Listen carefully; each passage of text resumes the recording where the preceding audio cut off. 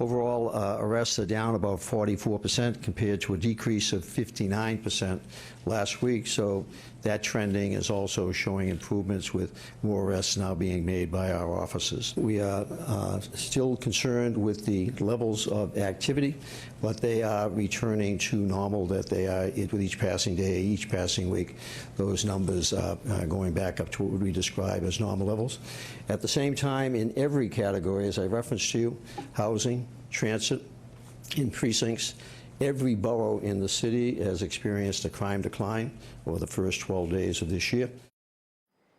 That was New York City Police Commissioner Bill Bratton today, referring to the slowdown in arrests and law enforcement generally by the New York City Police Department over the last few weeks. The slowdown came after police union officials said the mayor of New York had, quote, blood on his hands because of the murder of two New York City police officers, Rafael Ramos and Wenjian Liu, on December 20th.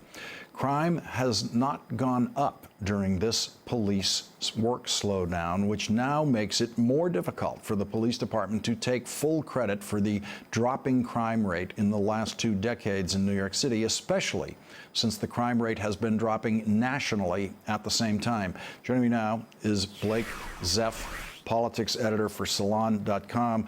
Blake, I read your article about this today, and this is clearly the worst possible outcome for the New York City police unions, who say they did not organize this work slowdown, but certainly they seemed to be in favor of it. And what they've shown, the implications are truly enormous. Go ahead, Blake. Yeah, there's no question about it. I mean, whether they claim they organized it or not, there's no doubt that cops in New York City engaged in a slowdown of sorts. They stopped, traffic summonses and public lewdness, those types of crimes. They did not give tickets for, and as a result, major crime did not go up. The broken windows theory that says you got to crack down on the small stuff in order for the big stuff to go down. It just didn't happen. And so, again, it's only been a couple of weeks, so you don't want to draw any major conclusions from it. But I think you're quite right to say that the result that happened is not what they were anticipating. Well, it sounds like what the commissioner's statistics indicate is that they've realized what a bad idea this was for themselves and for their own claims that New York City has a lower crime rate today exclusively because of the NYPD's work, which is never true. Crime rates never behave strictly according to law enforcement practices. It has all sorts of societal factors, which is why we've seen it going down nationally.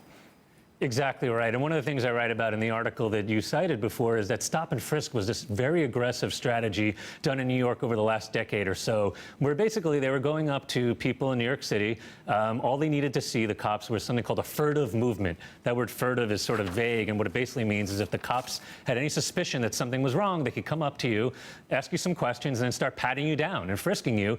And they did this to the tune of 700,000 times in 2011, mostly black and Latino young men. In fact, so often to young black men that they actually had more stops of young black men in 2011 than there were young black men in the city that year. And the claim, the defense of people who, of the police department, this was under Michael Bloomberg and Ray Kelly at the time, was that if you don't do this kind of aggressive policing, we're going to go back to the bad old days when in the 1970s and 1980s, crime ravaged New York. Well, a court found that this practice was unconstitutional in 2013, and so the practice has gone down over the last year or two with the new mayor de Blasio. And guess what happened? Crime went down even more when stop and frisk stopped happening at these rates. Quickly to the Inspector General, the Police Inspector General report that came out today about the chokeholds, use of chokeholds. They sampled 10 cases in New York City, 7 of them during the previous administration. So that would be Commissioner Ray Kelly. Yep. Not one of them gets disciplined, and they clearly find that each one of them was, according to the report, was a violation. The 3 that have occurred under Commissioner Bratton's tenure have not yet been adjudicated. But this really shows that they have been in practice accepting the use of chokeholds, even though it's against their rule. Well, there's no doubt about it. This is an independent watchdog agency that did this report, looked into all these chokeholds over a period of time. They recommended discipline, and the police department under Ray Kelly, as you said, refused to do anything. And so it's clear that this practice was being condoned. Blake Zeff, great article in Salon today. Thank you very much for joining us tonight, Blake.